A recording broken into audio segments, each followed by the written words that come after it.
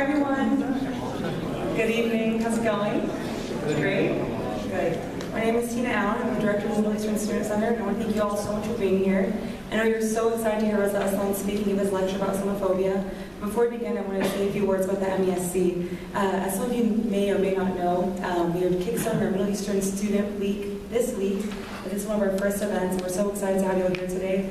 Not only do we celebrate our culture, traditions, and unity, but also we talk about the struggles and challenges that our students face. And of course, Islamophobia is facing not only us at UC Riverside, but across the country and across the world. And before we begin, I'd like to invite Assistant Dean of Students, Joe Brodsa, to come up and say a few words. And I'd first like to thank Chancellor Wilcox for being here, and of course, Dr. Reza Aslan.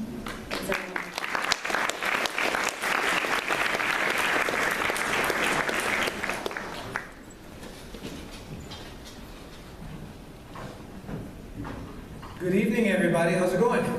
Doing well? Excellent, excellent. Before getting started, what I'd like to do is I want to share a quick story with you. I know that we've got just a limited amount of time tonight, but I wanted to share something that I think will help to set the mood for the evening. My family is from the Philippines, and my mother is from a village in the northern part of the Philippines in a region called the Ilocos region. And one of the things that is common to small villages, of course, is that you always have a wise person who kind of takes care of the village. Well, in my mom's case, this was a wise woman. She had been living in the village so long that people couldn't even remember her name. They just called her Manang. Manang in the Ilocano dialect simply means older sister. Well, Manang was always smiling, she was always helpful, she was always ready to lend a hand. And so the villagers began to think, you know, Manang, she's got it together. She must have some truth, some secret to happiness and success that the rest of us need to get at. And so they decided that they were going to ask Manang to share that secret with them. So they arranged for a time when she would come to the center of the town and share with them the secret of her happiness and her success. Well, the appointed time came, and Manang approaches the center of the square, and she looks at all the villagers who were assembled before her, and she asks a simple question. How many of you know what I'm going to talk about today? Well, of course, the villagers knew that she was going to be talking about the secret to happiness and success. So everybody raised their hand. And Manang looked at this and said, okay, very good.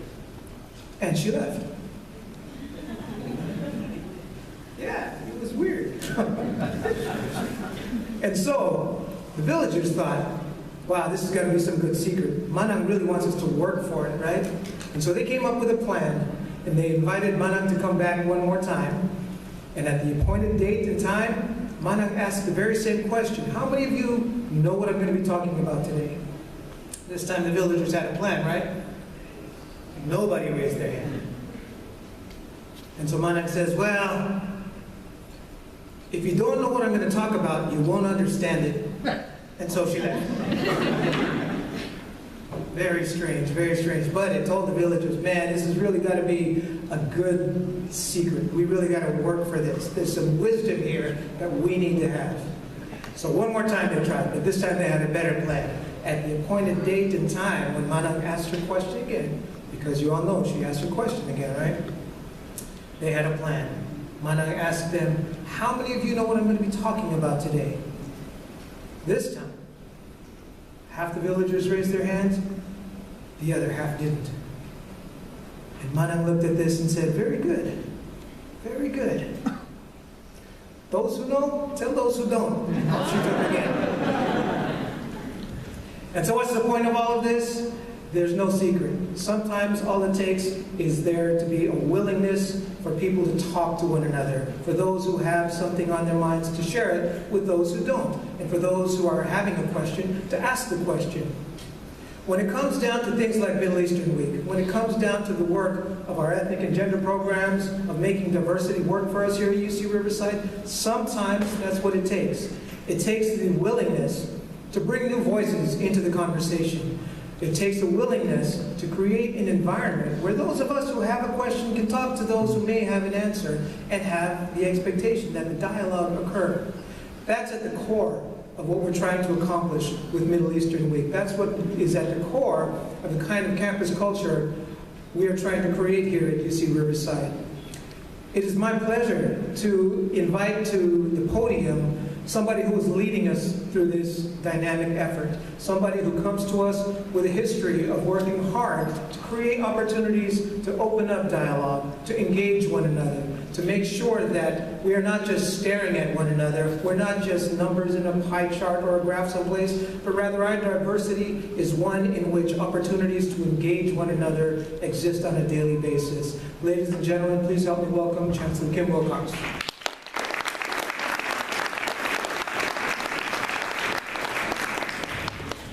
Okay, so who knows what I'm going to talk about?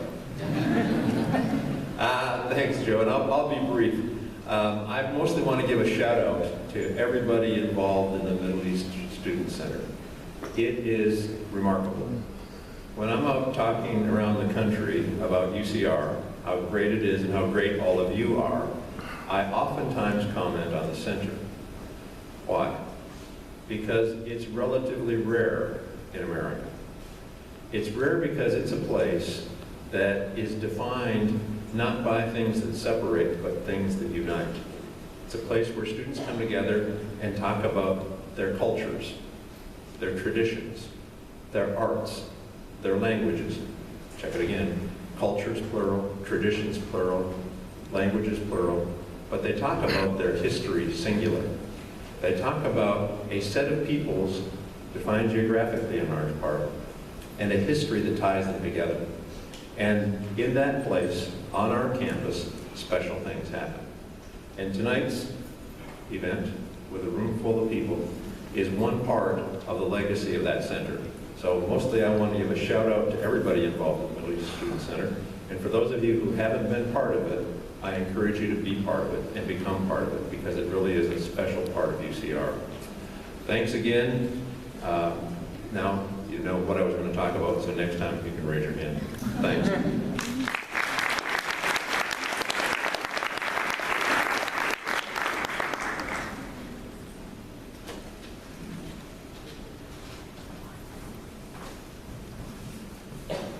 Thank you, Chancellor. Good evening, everyone. And welcome, Highlanders. Thank you for joining the Middle Eastern Student Center in our week-long celebration of Middle Eastern culture, heritage, insight, and unity. Today, we are honored to have world-renowned scholar Reza Aslan join us in the discussion of a very real issue that affects the Middle Eastern community, as well as the Muslim, Southeast Asian, and colored communities. This issue is Islamophobia. Dr. Aslan is a scholar of religions and a professor of creative writing here at UCR, and the author of international bestseller, No God But God, The Origins, Evolution, and Future of Islam, and the #1 New York Times bestseller, Zealot, The Life and Times of Jesus of Nazareth. Dr. Aslan received a Bachelor of Arts in Religious Studies from Santa Clara University, a Master of Theological Studies from Harvard, a PhD in the Sociology of Religions from UC Santa Barbara, and a Master of Fine Arts from the University of Iowa. Dr. Aslan is well known for holding interesting conversation with challenging interviewers, appearing on CNN, Fox, The Daily Show, The Colbert Report, and NPR. He will also be the host of an upcoming show on CNN entitled Believer. Please help me welcome Dr. Reza Aslan.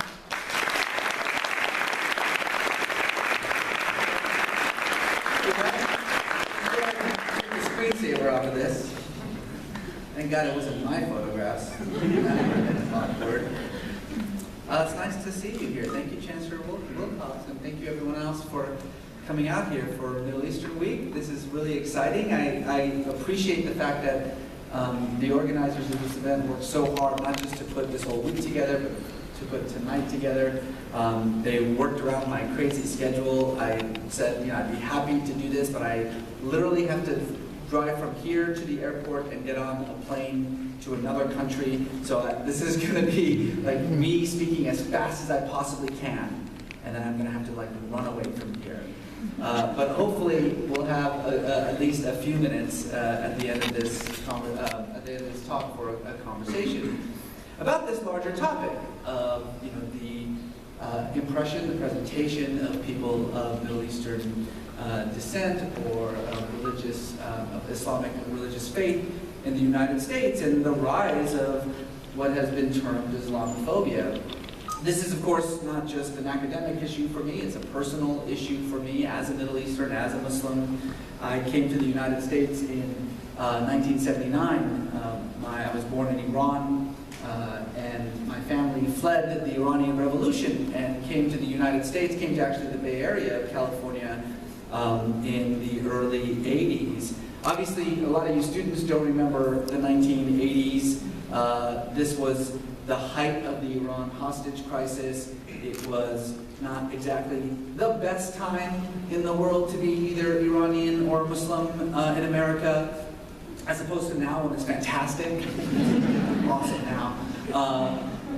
You know, this was an era in which Iran and you know, the Middle East and Muslims were being demonized because of 444 days in which Americans were being held hostage in Tehran. And you know, for a young kid trying his hardest not to be weird, to fit in as much as possible, it was very important for me to separate myself as much as possible from my heritage, my culture, certainly my religion, my nationality. In fact, I have admitted on numerous occasions that I spent a good part of the 1980s pretending to be Mexican.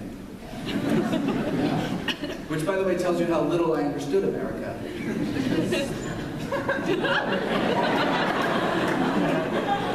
Americans don't like Mexicans either. But nevertheless, you know, for me, even though I could sense that my sense of identity, my culture, my heritage was becoming otherized, I never really felt as though I was, you know, being singled out, that I was being made to feel like an enemy. I think there's something really remarkable and unique about the American national identity. You know, we are, as is often said, a country of immigrants. And a country of immigrants can't define itself by any kind of homogeneity. You know, we can't say that what makes us Americans is that we all have a similar ethnicity. That's certainly not true. That we all sort of share a single culture. That's not true. That we share a single language. We all are Southern Californians. We know that that is not true. So what is it? What is it that the very nature of the American identity can sort of coalesce around? Well, we've kind of made this decision that what makes one an American is adherence to a set of values, a set of ideals, a set of principles. This is really unique in the construction of national identities around the world. And frankly, if you think about it, it's kind of amazing that it's even worked this long. You know, the idea that what we rally around, how we define our collective identity, is agreement on a set of values, well, that can be very hard to maintain, particularly in times of societal stress, right? And whether that is the Iran hostage crisis or 9/11 or whatever the case may be, there are times in our history in which it becomes very difficult to figure out exactly what those values are and how those values are being termed and how they are being redefined by each successive generation of immigrants that washes up on these shores. And I would say most definitely we are at a place like this. For me, that all occurred in the 1980s, as I said. This was a time in which anti-Iranian sentiment in the United States was at unprecedented levels. They were singing pop songs about bombing Iran. You know, I was 7 years old, and so I was a big fan of what back then was called WWF, you know, the World Wrestling Federation. And, you know, I had to spend basically every Saturday morning watching a flag-draped Hulk Hogan beat the crap out of the Iron Sheikh, who was like this Iranian wrestler, right? So it was like in the cartoons and Saturday mornings and the music that I heard and the culture that I experienced, everything was so focused on this sense that my identity was being used as an opposing pole, a way for Americans to define themselves at a time in which their very sense of identity was in flux. And that's really an important issue, this idea that the easiest way to define yourself is in opposition to an other was something that was brought home to me in a very personal and deep way. Now, certainly, we're seeing that same thing happen now. Really, since 2001, we've seen not just a rise of Islamophobia, but an unprecedented surge. And indeed, what's even more interesting is how, with every passing year after the events of 9/11, these numbers are getting higher and higher and higher, right? From 2001 to 2010, a nearly 14% jump in Americans who harbor anti-Muslim sentiment. That number is actually higher today. You had nearly 2/3 of Americans by 2010 who were saying that Muslims should not have the same civil rights as other Americans in this country. Nearly half of Americans who say that Islamic and American values conflict with each other. 1/3 of Americans, that's 100 million of us, believe that Muslims should be forced to carry special IDs, identifying them as Muslim. And there's a historical analogy there somewhere, but I can't see it. This sentiment, of course, has resulted in unprecedented waves of violence against Muslims. Again, this increase that has happened, basically from year to year, and of course, which always surges in any kind of election year. And I remind you that we're about to come up on another election year. In 2012, in the span of 11 days, there were 8 different mosques in this country that were attacked, vandalized, burned to the ground. It's shocking. Now, replace the word mosque with any other institution. If I had said that in 11 days, 8 synagogues in America were burned to the ground, that would be a revolution in this country. It would be all anyone ever spoke about. If I said 8 churches were destroyed in the span of 11 days in this country, it would be the front page of every single newspaper. But of course, it's becoming weirdly mainstream so that it's almost expected. And, the images speak for themselves. We've seen the evidence of harassment of Muslims in their place of work, in their place of worship.